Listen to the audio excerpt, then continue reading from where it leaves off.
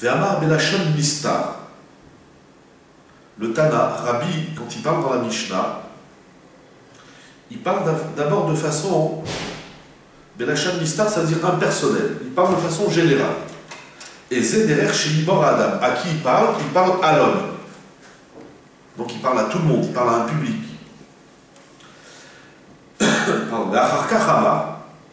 Donc la question elle est posée, on va dire, au pluriel, au général. Quel est le droit chemin que l'homme doit choisir? Et ensuite il dit, il parle à quelqu'un qui est en face de lui, à l'individu, et il lui dit, et fais attention, sois vigilant quant à la mitzvah légère, facile, aux petites mitzvot. Donc, c'est pas symétrique. Tu dis pas, qu'est-ce que l'homme doit faire? Tu feras ça. Tu dis, si tu parles à la troisième personne, tu dis, qu'est-ce que l'homme doit faire? Il fera. Tu dis pas, qu'est-ce que l'homme doit faire? Tu feras. Oui, donc c'est pas, c'est l'istar et l'ora. Ça c'est la kushia. Ça c'est la question que soulève le Maharal. Il répond, Shelo ite adam omar, afin que l'homme ne commette pas l'erreur de dire, Kima shamar ve'eve zahir. Donc lorsqu'il dit, fais attention aux petites mitzvot, ne crois pas que cela mechoubar le ma'ala. C'est relié au début du texte. El ma shamar à ce qu'il a dit, et zederer shibor lo adam comme tiferet. Ne fais pas l'erreur, justement, de relier la fin de la phrase avec le début de la phrase. Le début de la phrase, c'est quel est le droit chemin que l'homme doit choisir. La fin de la phrase, fais attention aux petites mitzvot. S'il a changé de ton, de forme, c'est justement pour ne pas rattacher la fin au début. Si c'était rattaché, c'est-à-dire si le ve'eve zahir bemitzvah kala kebachamura, si la recommandation de Rabbi d'être vigilant, de faire attention aux petites mitzvot comme aux mitzvot sévères, serait rattachée au début, donc à la question, alors qu'est-ce qu'on aurait compris? Vekam ze'aderer shilbor lo adam. On aurait compris que cela aussi s'inscrit dans le chemin que l'homme doit choisir.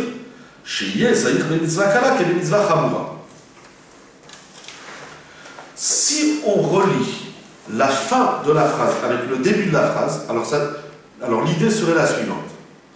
Quel est le droit chemin que l'homme doit choisir? L'homme doit choisir le chemin qui le conduit à faire attention aux petites mitzvot comme aux grandes mitzvot. Ça, le Maharal dit, c'est une erreur. Et donc, Rabbi, il dit, quel est le droit chemin que l'homme doit choisir? Tout ce qui est une splendeur, comme chez Tiferet et Océa, comme on l'a expliqué dans les cours précédents. Point. Ici, il faut mettre un point. Maintenant, lorsqu'il dit Ve'eve zahir et fais attention aux mitzvot légères comme aux mitzvot sévères, c'est un autre sujet. Et le Heve zahir, c'est-à-dire la vigilance qu'on doit avoir aux mitzvot légères comme aux mitzvot sévères, ne s'inscrit pas, cette recommandation-là ne s'inscrit pas dans le chemin que l'homme doit choisir. Est-ce que c'est clair? C'est clair. Très bien, alors on continue. Chez Davarze et Noklal, ne crois pas que de choisir, que d'être vigilant, que de faire attention aux mitzvot légères comme aux mitzvot sévères, c'est rattaché, ça s'inscrit dans le droit chemin que l'homme doit choisir. La chose n'est pas du tout ainsi. Qu'il est ma'ala lo diber rak bemoussar. Ou bazé shayach lomar sheibor lo. La première partie de la phrase, Rabbi nous parle de moussar. On traduit moussar la morale, l'éthique, le derech eretz, les bonnes midot. Et peut-être tu pourrais dire avant le verbe. Hein. Celui qui s'attache aux mitzvot légères et aux mitzvot importantes, Oui. il est pas chacham en fait. Il n'est pas haram. Pourquoi tu dis qu'il n'est pas haram? Mais qui veut dire le Maharal, si tu t'attaches aux mitzvot, si tu dis à l'envers ce que tu as dit, celui qui s'attache aux mitzvot légères et aux mitzvot sévère, sévères, il est quoi? on va voir ce qu'il est. Mais cette recommandation de faire attention... il ne s'inscrit pas dans le droit, dans le droit chemin. Non, ça ne s'inscrit pas dans le chemin que l'homme doit choisir. Rabbi, il ne dit pas, voici le droit chemin que l'homme doit suivre. Il dit, quel est le droit chemin? Oui, avec ce qu'on avait vu, qu'il faut faire attention au regard des autres, pas au regard des autres, avec tout ce qu'on a vu. Tout ce qui est la splendeur de... On va reprendre au moins l'idée de Rashi. Rashi dit, c'est le chemin qui est agréable à celui qui le met en pratique, à l'homme et à son entourage. Ça, c'est quelque chose qu'on peut mettre à la disposition de l'homme. Ça veut dire que qu'est-ce qui me convient et qu'est-ce qui convient à mon entourage, ça va dépendre de qui je suis, ça va dépendre de mon entourage. Donc c'est pas absolu, c'est subjectif. Ça dépend qui je suis et ça dépend de mon entourage. Donc ce sujet-là qui parle des midotes, là, les midotes sont, on va dire, soumises au choix de l'homme. Comment je dois me comporter dans telle situation? Ben, ça dépend de moi et de mon entourage. Donc là, on peut dire quel est le droit chemin que l'homme choisit? C'est le chemin des midotes. Dans les midotes, on te dit comporte-toi de la façon qui est agréable, qui est noire, qui est agréable pour toi et qui est agréable pour ton entourage. Ou basé shayach lomar shei borlo, qui a midot et nam des mitzvot assez. On va avancer un peu le texte, on va voir. Velota assez. Les midot ne touchent pas ce qu'on doit faire et ce qu'on ne doit pas faire en termes de mitzvah. On va dire, ne pas manger du cochon, c'est la paracha de cette semaine, paracha de Shemini, ça c'est indépendant de ce qui est agréable ou désagréable. Ça s'impose. Je ne dois pas manger du chazir parce que c'est une mitzvah de la Torah de ne pas manger du chazir. Zéou. Je dois mettre les tefilines, ça c'est l'ota, c'est maintenant dans le assez. Je dois mettre les tefilines, que ça me plaise ou pas, que ça plaise ou déplaise à mon entourage, je dois le faire. Si je ne mange pas un repas parce que c'est pas cachère, même si ça déplaît à mon entourage, eh bien, désolé, c'est pas moi. Donc, en termes de mitzvot, qui soient des mitzvot actives, celles qu'il faut faire, ou mitzvot lotaasé passives, ça, c'est pas soumis au choix de l'homme.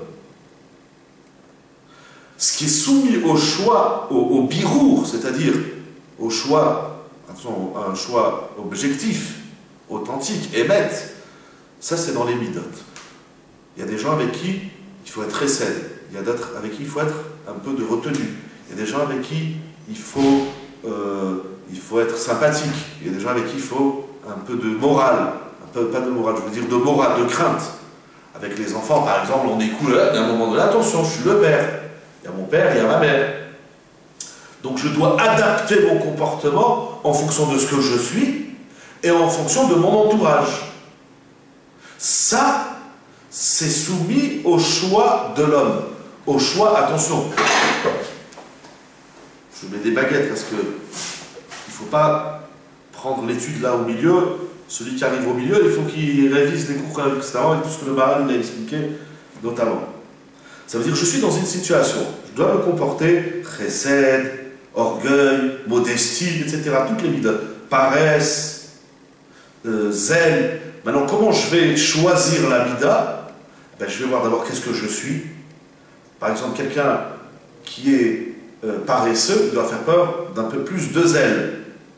Mais ce zèle, de quel il va faire preuve, il faut que ça corresponde aussi à son entourage. Si j'ai besoin, moi, de zèle, parce que je sens que je suis trop mollasse, je me laisse aller, très bien, mais je ne dois pas casser les pieds à ceux qui m'entourent. Allez, vite, vite, Rabotai, vite, vite, allez, on dort là. Toi, tu dors, réveille-toi, tu n'as pas besoin de réveiller le monde entier. Donc les midotes, c'est très délicat ce qu'il dit Maharal. Les midotes sont soumises à, comment on va dire, à l'évaluation de l'homme. Je dois évaluer la situation. Donc là on peut dire, Ezoï derech Echa, quel est le droit chemin que l'homme choisira? C'est c'est le chemin dont il va évaluer qui est le mieux adapté à lui et aux autres. Ça on peut le dire dans les midotes. Veshayach Bezé, et il convient ici chez Iborlo Adam Midazot. Par contre, Aval, Ma Sheamar et Vezaïr be mitzvah kalam kemachamura, lorsqu'il dit, lorsque Rabbi nous recommande d'être vigilant, de faire attention aux mitzvot légères, comme aux mitzvot sévères, c'est-à-dire de ne pas négliger les mitzvot de la Torah, l'homme n'a pas le droit de dire, bon, ça c'est une petite mitzvah, bon, je fais Shabbat, je fais Nida, c'est sévère, mais bon, les petites mitzvot, je néglige. Davarze din Torah, cette vigilance de laquelle l'homme doit faire preuve quant aux mitzvot, ça c'est une loi de la Torah. Ça c'est pas soumis à l'évaluation de l'homme. Davarze din Torah, shiye zahir mishneem. Quand Rabbi nous dit fais attention aux mitzvot légères comme aux mitzvot sévères, ça c'est pas quelque chose qu'il a inventé, c'est pas quelque chose que Rabbi il a spéculé, ça s'impose de par la Torah. Donc c'est pour ça qu'il y a ce changement de forme. Au départ, c'est quel est le chemin que l'homme doit choisir. Donc il parle à tout le monde, il parle à l'homme. Et là, il s'adresse à tout le monde. Après, il a fait exprès de changer de forme et de dire fais attention aux mitzvot. Ce changement de forme, c'est pour nous dire attention. Lorsque je t'ai recommandé, lorsque je t'ai initié à évaluer la situation, ça c'est juste dans les midot, mais pas dans les mitzvot. Dans les mitzvot, il n'y a rien à évaluer. J'ai le droit, j'ai pas le droit. Je dois faire, je ne dois pas faire. Ça c'est pas bon. Je fais pas parce que ça va pas plaire à ma femme ou à mes enfants, à mon entourage. Non, tu fais parce que la Torah t'a dit de faire. Zéou. Dans les mitzvot, on ne peut pas dire celui qui n'est pas vigilant aux mitzvot, il va manger du chametz. Est-ce que c'est clair la nuance? Est-ce que je dois m'énerver, hein? C'est clair. Voilà, est-ce que je dois m'énerver avec mes enfants? Ben, ça dépend. La faute qu'il a commise, ça dépend l'erreur, ça dépend la situation. Des fois, il ne faut pas s'énerver, des fois, il faut s'énerver un peu plus. Mais tu as quand même besoin de savoir c'est quoi les mitzvot qui sont moins importantes des plus importantes. Exact. Ça, il va parler après. Il faut en servir de ça, quoi. Exact, exact. Et peut-être que Rabbi, justement, il vient nous dire, ça je sors du Maharal, le Maharal, on va voir tout de suite, peut-être que Rabbi nous dit, après que Rabbi nous a dit, parce que c'est quand même très délicat de dire que dans les midot, tu dois choisir la mida la plus adaptée à ce que tu es et à ton entourage. C'est très délicat, ça laisse l'homme, c'est très délicat, c'est très ouvert en même temps. Moi je le comprends, t'as pas de règle générale, quoi. Voilà. Il n'y a pas une halakha pour élever ton fils, quoi. Pour l'éducation. Exact. Exact. Pourquoi la halakha, on ne peut pas te donner une halakha. Il n'y a pas de... Enfin, moi je vois ça pareil, quoi. Exact. C'est pareil. La halakha, c'est la conséquence, la conclusion. Il faut que ce soit agréable au père et à l'enfant. Noach. Tiferet, d'après Rachouan, il a pris Noach. Il faut que ce soit agréable. Éduque ton enfant de la façon dont c'est agréable pour toi et pour lui. Donc ça va dépendre de chaque enfant et de chaque parent, etc. etc. Dans les mitzvot, on ne peut pas parler, donc il faut évaluer une situation, il faut évaluer.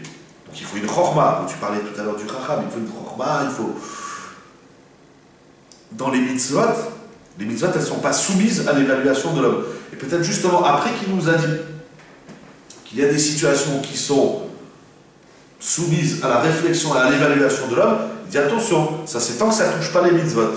Si ça touche les mitzvot, c'est-à-dire est-ce que je vais dire à mon enfant, viens étudier 1 heure ou 2 heures, est-ce que je vais lui dire, regarde, on ne s'habille pas comme ça, etc. Bon, regarde que ça soit agréable pour toi et pour lui. Mais dès que ça touche du issou, si ma fille, Chazvé Shalom, elle vient avec une mini-jupe, je ne vais pas lui dire, bon, pour elle c'est agréable. Non, c'est assourd. Là, ça ne se discute plus. Les midot, on pourrait peut-être dire une idée, on pourrait peut-être dire que le contenu, c'est Torah et mitzvot. Dans le contenu, on ne joue pas. Dans le contenu, il s'impose. La tzliout, la kashrut, etc., etc.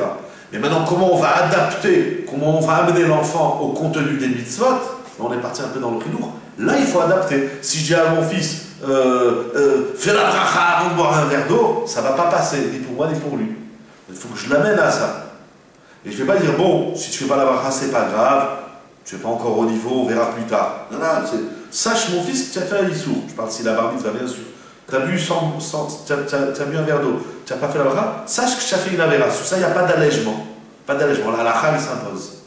Maintenant, comment je vais amener mon enfant à ça, ou les gens qui m'entourent, etc., ça, il faut déjà des midot, il faut du tact. La forme, il faut l'adapter. Le fond, il est là, il s'impose. Alors, ça c'est la première partie du Maharal. Deuxième partie, justement, il pose la question. Alors, s'il parle de deux choses, la première partie de la phrase, Rabbi Omer Ezoi Derech Yeshara, Sheibor Adam Kol Shi Tiferet Leosea Vetiferet Lomina Adam, point, là il faut mettre un point, là il parle des midot. Ensuite, Vehe Vezair Be Mitzvah Kala Kebachamura, là il parle des mitzvot. Donc s'il parle de deux choses différentes, pourquoi il les a mis dans la même phrase? Bipédé, chez Rabbi, il répond le Maharal, parce que Rabbi Balé Lamed le Adam, Rabbi vient nous enseigner, vient enseigner à l'homme, Drachim Kolelim, des comportements généraux, Hen Be Mitzvot, Hen Be Midot. Je l'ai lu à l'envers. Hen Be Midot, Hen Be Mitzvot. Rabbi vient nous enseigner des règles générales qui touchent les midot et les mitzvot. Veitrim les midot, et il commence par les midot. C'est très intéressant que Rabbi commence par les midot. On sait par ailleurs que les midot ont une place très importante dans la Torah, et si on fait des mitzvot sans midot, c'est grave, de même que si on a des midot sans mitzvot, c'est aussi grave. Les davarze ou arishon. Il commence par les midot, c'est la première chose qu'il nous enseigne. Il faut avoir des midot correctes. Chez Amar et Zederech Yeshara, chez Borlo Adam, qui derecheres kalma la Torah. Parce que les midot précèdent à la Torah. On peut faire toute la Torah. Si on n'a pas de midot, de vertu, de qualité, de morale, d'éthique, etc., les mitzvot, ça commence même pas. Il faut commencer par les midot. Moshe Biarou les Mala, comme il a expliqué dans les chapitres précédents. Donc la première phrase de Rabbi, elle parle de midot, et Rabbi a ouvert par les midot pour nous dire les midot, c'est la première règle. Lorsque je suis en contact avec des gens, par exemple, je suis dans une communauté, je vais rendre visite à quelqu'un, je suis au travail, la première chose, c'est pas que je dois me poser, la première question que l'homme doit s'interroger, c'est pas est-ce que ce que je vais faire c'est permis ou interdit. La première question, c'est de quelle manière je vais me comporter, c'est-à-dire mon comportement, il doit être digne de moi et de ceux qui m'entourent. C'est les midot. C'est pas, bon, ça je mange, ça ne mange pas, ça je fais pas. Les mitzvot vont venir après. D'abord les midot. Et ensuite, Dvarim Kolelim Batora ou Mitzvotera. Ensuite, il va nous enseigner la deuxième règle générale qui parle de la Torah et de ses mitzvot et de ses commandements. Vezé, chez Amar, c'est ça qu'il a dit en deuxième temps, Eve Zahir be mitzvah kala kebachamura. Il faut être. Donc, ça c'est la première partie du Maharal. Il faut distinguer les midot et les mitzvot. Premier point. Deuxième point, il faut commencer par les midot avant de se lancer dans les mitzvot. Enfin, troisième point qui ressort, c'est que dans les midot, il y a ces sujets à l'évaluation de l'homme, de son entourage et de plein de paramètres, alors que les mitzvot sont sujettes et soumises à aucune évaluation, elles s'imposent, et c'est pour ça qu'après il parle de façon même plus exigeante, et fais attention aux mitzvot. Ne joue pas avec les mitzvot, à savoir, sois vigilant, fais attention aux mitzvot légères, comme aux mitzvot sévères. Ça c'est la première partie. On va juste commencer la suite du Maharal pour mettre un peu le suspense pour la prochaine fois, Bezrat Hashem. Yesh Maxime, parce que tu as soulevé tout à l'heure la question, alors bien sûr c'est une question qui s'impose et le Maharal la soulève. Yesh Maxime, Alze. Donc sur cette deuxième phrase, où Rabbi nous parle des mitzvot, il nous dit fais attention aux mitzvot kalot kebachamurot, fais attention aux mitzvot légères comme aux mitzvot sévères. Il y en a qui s'interrogent.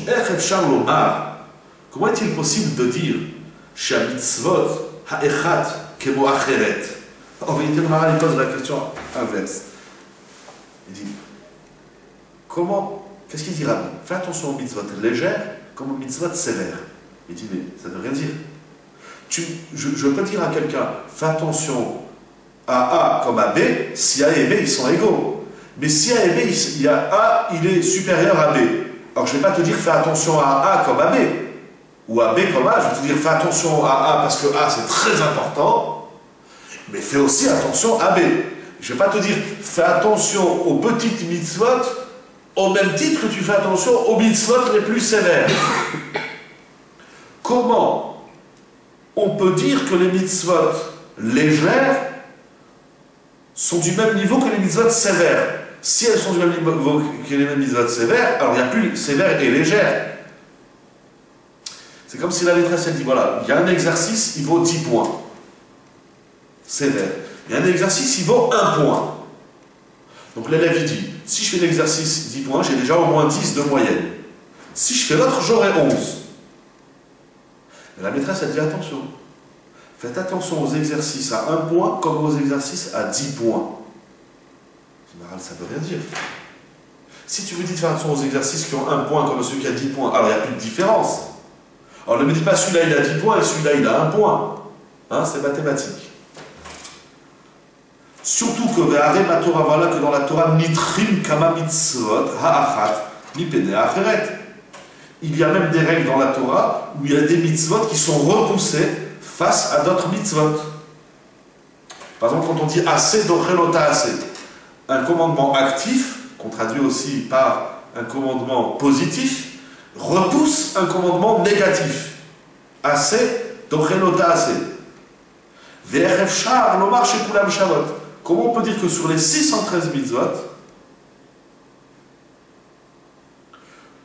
elles sont toutes égales? C'est pas vrai, elles ne sont pas égales. Il y a des mitzvot sévères, mais lui-même, le Tana lui-même, il le dit. L'auteur, Rabbi lui-même, le maître lui-même, il dit il y a des mitzvot sévères, il y a des mitzvot légères. Alors fais attention aux légères comme aux sévères.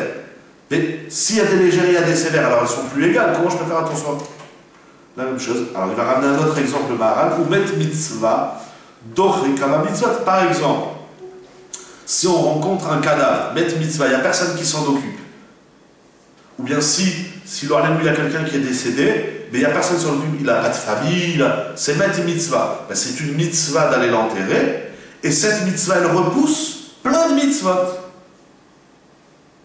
Af à Pessah ou Emila.